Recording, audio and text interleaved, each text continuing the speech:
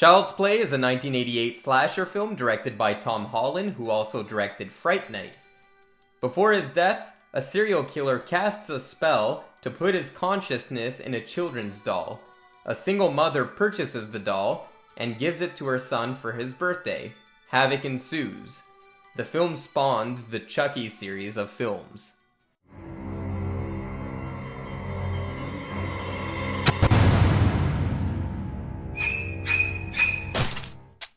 Howdy folks, welcome back to Garage Slasher-thon, where every day for the month of October we revisit a slasher movie. Today we're talking about Chucky, Child's Play.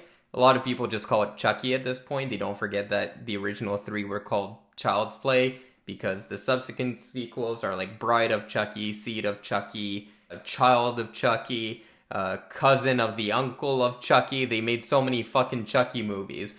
But the first Chucky movie I watched was Seed of Chucky. I think that's the first one I watched. And if I'm not mistaken, I think John Waters was in that one. And they have like this little kid Chucky. Yeah, that's right. I think that was with John Waters. Anyway, the sequels, much like the Nightmare on Elm Street franchise, the sequels kind of became a little goofier. They knew that Chucky is more of a charismatic, kind of wisecracking character, and they kind of just dialed that up as the movies went on, and also dialed up the blood and guts and gore. This is directed by Tom Holland. I've talked about Tom Holland quite a bit on this channel. I talked about his movie Thinner, and I've talked about his movie Fright Night, which I really liked Fright Night. Fright Night is one of my favorite classic 80s vampire movies, or horror movies in general. I really like the style and the vibe and the sexiness of that movie. But Thinner, Thinner is something else, I'll tell you that. Anyway, he's not really in the talks for a big horror movie director, which is normal because he hasn't made that many good horror movies. But the fact alone that he made Fright Night and Child's Play, which are two well-respected series of films, I think that deserves credit on its own. And I've listened to a lot of interviews with Tom Holland, the director, not the actor, just to be clear. I'm not talking about the actor here. But I've listened to a couple of his interviews, and he seems like a really down-to-earth, let's get it done, let's do it kind of filmmaker. That said, as much as I really like the movie Fright Night, I was never really big into Child's Play. A lot for the same reasons as why I didn't like the Friday the 13th movies. I always felt like the concept was a little too derivative and kind of overplayed. And unlike a movie like Halloween or Nightmare on Elm Street, I never felt like Child's Play did anything to push the boundaries. Yes, it really created an icon with Chucky, but that icon has since been done to death, and he's kind of been like squeezed dry of all sort of entertainment. They even have a Chucky TV show at this point. It's kind of become a bit too much, and a lot of people are able to block out the sequels from their head when they watch movies, but to me it kind of diminishes my enjoyment of the original when I know that they're just going to milk this franchise to death. I have that problem with the Star Wars movies, especially how Episode 4 and 5 and 6 are just great movies. The prequels, they're hit and miss. They are what they are. There's like a lot of stuff that I really like in those movies, a lot of stuff that I don't like. And then just knowing that later on, like, Disney just squeezes it dry, it really like sours my enjoyment of what I originally liked about the movies. But yeah, I don't think this movie really holds up. It doesn't really have the charm of some of the cheesier movies I talked about, like Sleepaway Camp, for example. But I also don't think it's like an elevated level of filmmaking, like Tom Holland's other movie, Fright Night.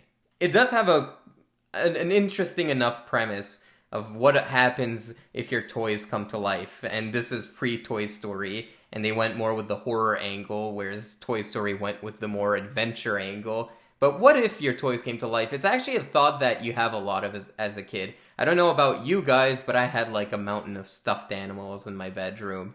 And at night, it always kind of created this creepy little image in my head. It was just like a big mountain of stuff, and it kind of all came together to look like some deformed monster. And I had this, especially this Cat in the Hat stuffed animal, and it was a pretty big stuffed animal.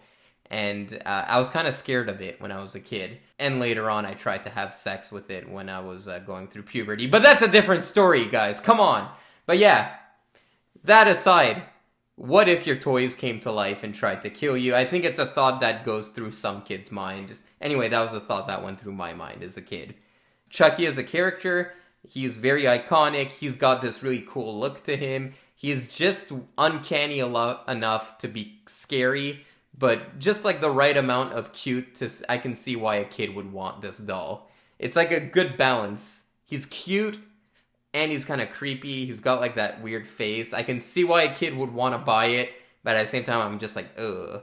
It's not like an Annabelle doll. Annabelle is just way too fucked up. I'm like, who would ever want a fucking doll like this? What's interesting, too, is that when you're introduced to the serial killer who possesses the Chucky doll, it's a very loudmouth kind of character. Jack, get the van! Eddie, help me!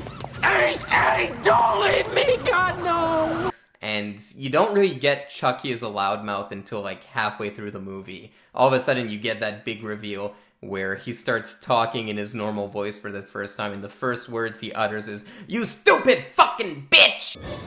You stupid bitch, you filthy slut! Did you fuck with me? No! It works in the context of this movie. I feel like the sequels will later like crank it up a bit too much. The Chucky effect itself works, and it doesn't work at the same time. There's some moments where I feel like the Chucky doll really looks good, especially when it comes to it. You mean I have to live out the rest of my life in this body? No fucking way! You got me into this, you get me out! I find his facial movements to be really interesting, and it's all done with puppetry. So like everything that goes on in his face really works.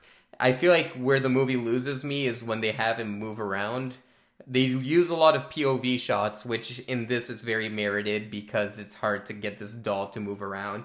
But sometimes they'll have moments where they're actually just hired someone with dwarfism and he's running around dressed as Chucky. And it kind of breaks my suspension of disbelief. I wish they kind of didn't mix both a doll and a person with dwarfism. I wish they just would have stuck to one lane. Because when he's moving like a doll like this, you get it. But then all of a sudden he's moving like a normal human being, and you're like, okay, that kind of takes me out of the movie. The one scene in particular is when he catches on fire. He's in a fireplace and they light him on fire, and all of a sudden it's a guy with dwarfism with a fire suit running around on fire, and he's running like a normal person.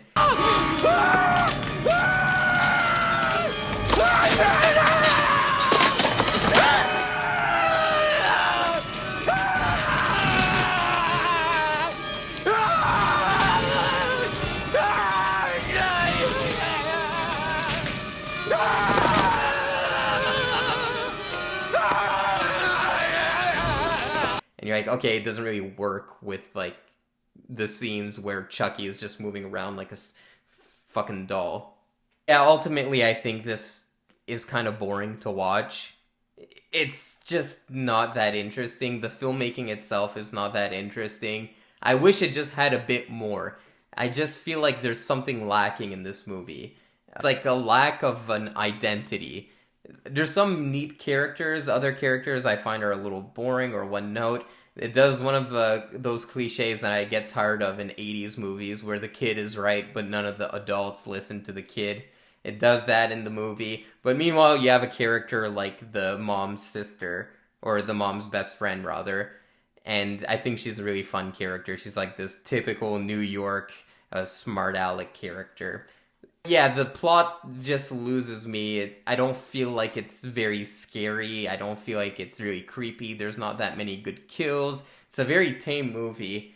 It's odd because the later movies become a lot more violent. But the first one itself is not that violent. So there's nothing really there to connect to. There's nothing really there for me to grab except the fact that you have this kind of interesting premise, and I guess Chucky is kind of an interesting looking character, but other than that, I don't know. And the other thing that always bothered me about Child's Play 2 is I feel like they give way too much explanation as to why this doll is suddenly alive.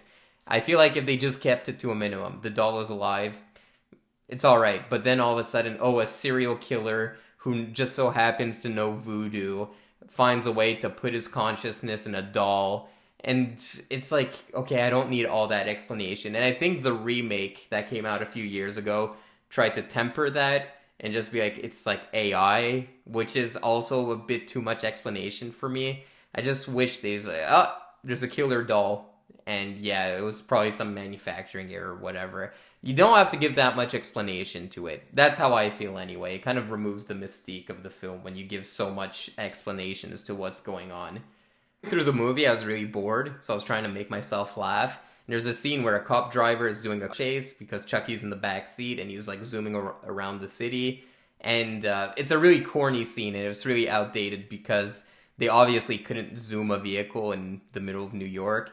So they resort to speeding up the footage. And it kind of looks like Nosferatu, when Nosferatu is on his little carriage and it's just they sped up the footage. It kind of looks like that. It's really a corny looking thing. But anyway, in that scene, there's a part where a knife is going through the car seat trying to stab the driver. And the knife gets so ridiculously close to his gooch. If I were the actor, I'd be sweating bullets in that scene.